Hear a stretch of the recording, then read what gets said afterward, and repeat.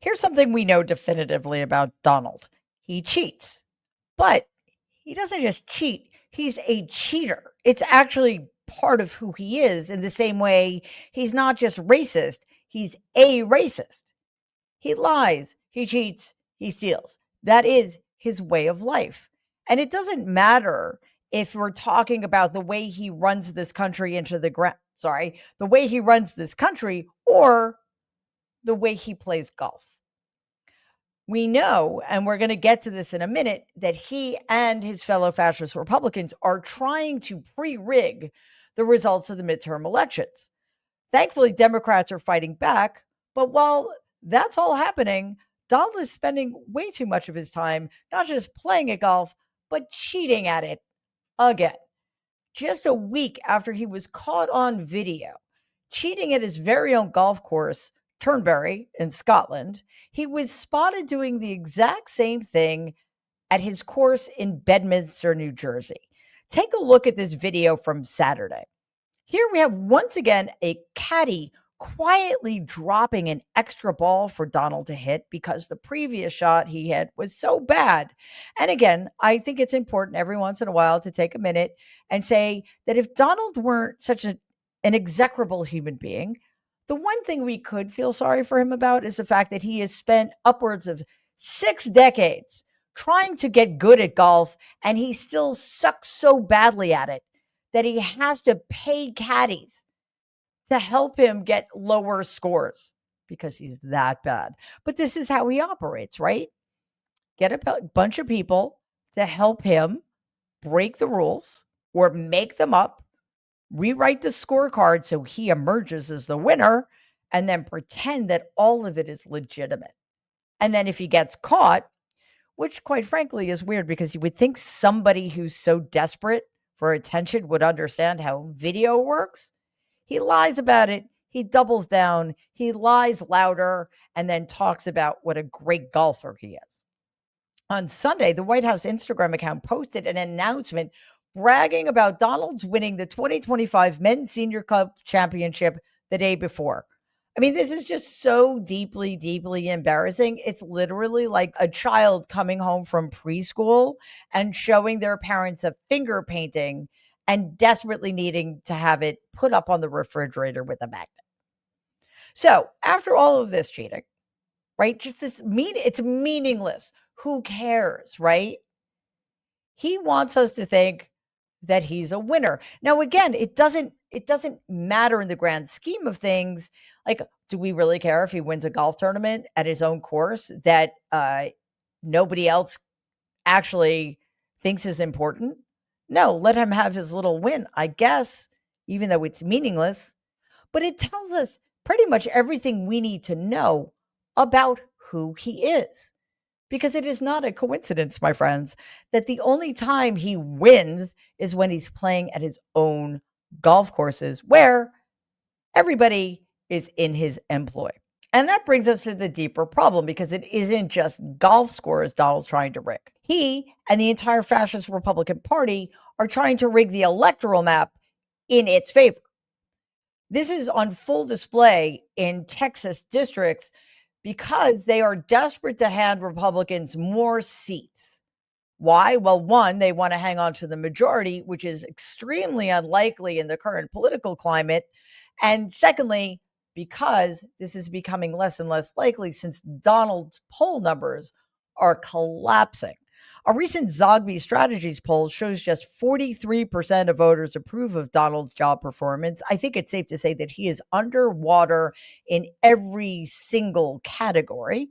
Among parents, think about this, his support dropped 14% from 64% in May to 50% in July.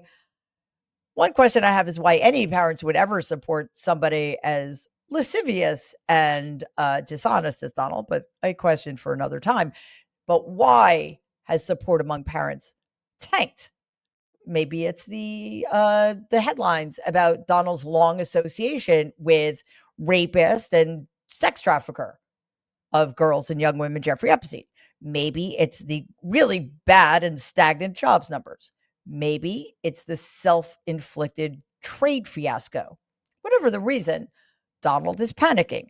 When he panics, he makes everything worse, yes, for us, but also for himself, and that sort of increases his impulse to cheat. So this time, it's redistricting in Texas. Keep in mind, the reason Donald cheats and has always cheated is because he knows very deep down he can't win anything legitimately, and yet he is compelled to be perceived as a winner, which makes the following make more sense. Check it out. Right now, dozens of Texas House Democrats are on their way to Illinois. They're leaving the Lone Star State in a last-ditch effort to disrupt a Republican redistricting plan down south. Tonight, they will hold a news conference with Illinois Governor J.B. Pritzker, who's been speaking out against proposed gerrymandering for weeks. Pritzker has arranged for roughly 30 Democratic lawmakers to stay in Illinois for the week from Texas. The goal is to deny Texas Republicans a quorum needed to advance its new congressional map. The proposed map would create 5 new Republican-leaning districts in Texas. The redistricting effort is backed by President Trump to help Republicans maintain control of the U.S. House at the 2026 midterms. So it is important to keep that in context. This is happening, yes, because Republicans are desperate. Republicans know that Donald Trump is becoming an albatross around the party's neck, for sure. But also, this is a deep psychological impulse that he cannot control. So there's nothing that is going to change that. We just need to be prepared for it. So there's some good news for a change. Democrats are refusing to back down. They are fighting fire with fire. That's right. Democrats are not taking Donald's attacks on American democracy lying down. In a sign of party unity, Governor J.B. Pritzker of Illinois gave a press conference alongside Texas Democrats who traveled to Illinois in order to avoid this potentially illegal and deeply immoral redistricting vote. Take a look. Well, let me be clear. We passed a map in Illinois that follows the Constitution, and that is not what Governor Abbott is trying to do in Texas. We believe that the people of Texas deserve to have fair representation and not to have the game changed in the middle of the decade. That's right. There already is litigation about the original map that they put in place. Right. Now they want to change it again. That, no doubt, will end up being litigated too. But let me be clear that they are attempting to cheat. And, you know, I think we all know Donald Trump is a cheater. Yeah. Right. So is the Attorney General of Texas, Ken Paxton. Yeah. In so many ways. And we here in Illinois believe that we're, what is 2025? We've had elections now for, the 5 years that this map has been in place. We want to continue to have those fair elections. And we're proud of the fact that Democrats do better than Republicans in those districts where they're hyper-competitive, frankly. And we won in virtually every one of those districts that was competitive. But when you look at it. Okay, just so we're clear what's going on there, the reason Texas Democrats left the state is to deny their Republican colleagues a quorum. Without a quorum, the Republicans cannot vote on this egregious legislation to rig the 2026 election in the party's favor. And Governor Pritzker of Illinois, who understands exactly what's at stake, is helping them out. In a very pleasant surprise to me, New York Governor Kathy Hochul has also joined the chorus of Democratic governors just this morning, blasting Donald and the GOP's coordinated attempt to pre-rig the elections. She did not mince words. History will judge us on how we respond to this moment. But here in New York, we will not stand on the sidelines with the timid souls on the sidelines who don't care, will not invest their heart and soul into this battle. This is a war. We are at war. And that's why the gloves are off, and I say, bring it on. I'm tired of fighting this fight with my hand tied behind my back. With all due respect to the good government groups, politics is a political process. And to think that we're going to do this with a purity test and make sure it's completely fair to everybody involved. The reason we are able to draw the lines because we're Democrats, because the majority of people in this state selected us, elected us to be leaders. And when we say that we cannot use that power to its fullest, then we're abdicating the responsibility that we all have. We're sick and tired of being pushed around. I cannot tell you how long I've been waiting to hear a Democrat say that, because many of us have been saying this all along. Democrats continue to play by rules that no longer exist. And while they do that, the Republicans are stealing our country from us. So good for you, Governor Hochul. That was amazing. But let's keep in mind, we're talking about state Democrats who are fighting this fight. So, national Democrats, can you please pay attention and learn a lesson or two? Because this is exactly what Democrats need to be doing at every single level of government. Treat Donald Trump and the Republican Party's actions like war, because they are waging a war against the American people, against our Constitution, and against our democracy. And if we don't fight back now, if we are too timid to break the rules or to continue following rules that put us at a serious disadvantage, it will be too late for us to save this country and to rebuild it. Before we go on, we need to stay vigilant and call out Donald's cheating and the Republican Party's pre-rigging the next election. So please like and share this video. And if you believe in our mission, subscribe to our channel. While Democrats are really starting to step up, I'm happy to report that the right seems to be in a death spiral. Republicans are rattled. For years, they have rigged the rules, they have set the rule book on fire, and there has been practically no pushback. With Democrats fighting back, finally, Republicans are definitely running scared. In Texas, GOP leaders are lashing out. They are threatening Democrats. They are hoping to bully them into submission. Texas Governor Greg Abbott, one of the many who is at the leading edge of fascism in this country, went on Fox this morning threatening legal consequences to Texas Democrats who dared to leave the state to make sure the redistricting vote could not take place. Take a look. You said in your statement that you put out today to all of them, in a letter to them, you said, in addition to abandoning their offices, these legislators may also have committed felonies. What is the felony? What are the penalties for this? So very simply, it would be bribery if any lawmaker took money to perform or to refuse to perform an act in the legislature. And the reports are these legislators have been both, they sought money and they offered money to skip the vote, to leave the legislature, to take a legislative act. That would be bribery. And so the facts will have to come out. But I think based upon comments made by legislators themselves, they face a possibility of facing bribery charges, which is a second-degree felony in the state of Texas. There's one way to cure that, and that is if they get back to the state of Texas and make quorum today at a hearing that we have at 3 o'clock, they can cure themselves of any quid pro quo that would subject them to potential bribery charges. That sounded like a threat. What an egregious man. By the way, it is very difficult to speak fluently when you're lying through your teeth. The Democrats did not take any bribes. They left the state of their own free will.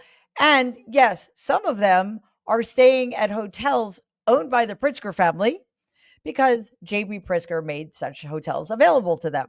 That's not bribery. That's like letting somebody sleep on your couch while visiting. Seriously. So once again, Republicans are playing so dirty in the face of a legitimate opposition, by the way. And it is Greg Abbott who is threatening illegal acts, because what he is talking about is election interference. He is talking about overturning the results of a free and fair election. Jesus, I wonder where he got that idea. So it doesn't matter to them if they're committing crimes. It doesn't matter to them that the so-called leader of their party, their figurehead, has been prosecuted and found liable for many crimes. But when Texas Democrats take a stand and act within their rights, they get threatened with felony arrests. Texas Attorney General Ken Paxton, who is quite frankly one of the most corrupt politicians in America, which is really saying something, also had similar threats for Texas Democrats. He took to Twitter yesterday and wrote, quote, Democrats in the Texas House who tried to run away like cowards should be found, arrested, and brought back to the Capitol immediately. We should use every tool at our disposal to hunt down those who think they are above the law, unquote. What is it with these people and the violent rhetoric? You're going to hunt them down like a bunch of Democratic politicians who just like left the state so that you Republicans couldn't do things that are obviously on their face unconstitutional and potentially illegal. You're going to hunt them down. You're going to arrest them, and you're going to drag them in handcuffs and leg irons to the state capitol and put guns to their head and make them vote your way. Are you kidding me? This is exactly one of the reasons why so many Americans are willing to commit political violence. Look at what they are subjected to on an almost daily basis by the people they vote for. Republicans, while threatening Democrats with arrest and, quite frankly, worse, are also blaming them for a delay in passing flood funding. But here's the reality. Republicans are forcing the redistricting legislation to be lumped in with flood relief funding because they want to force Democrats to vote on both of those things at the same time. Democrats had called for votes on the flooding response before taking up redistricting, but the Republicans refused. So the Democrats had to make a very difficult choice and took the drastic measures they took to protect the sovereignty of their elections. So not only are Texas Republicans trying to rig the next election, they're trying to blame the failure to provide flood relief to flood victims on the Democrats. Keep this in mind. This is not the first time Texas Democrats have had to take these steps. In 2021, Democrats in the Lone Star State walked out to block a voter suppression bill that targeted minorities. This time is a little different, though, because it's Donald who is driving this, and he's desperate. If he succeeds in forcing Texas to go through with this unconstitutional gerrymandering, he's going to do it everywhere, which is all the more reason for blue state governors like Hochul and like Pritzker and like Newsom to play by the same rules. The battle for Texas is just at the beginning. If we don't stop them, every single other red state, every battleground state is going to start engaging in these kinds of extra legal, extra constitutional actions. So the Democrats had better be prepared. One suggestion, listen to your colleagues, Governor Pritzker and Governor Hochul, because they actually understand what's at stake here. Please take a second and like and share this video. It'd be awesome if you could subscribe to the channel. If you're listening to us in podcast form, please follow us and give the show a 5-star rating because it really does help other people find our content. Thanks.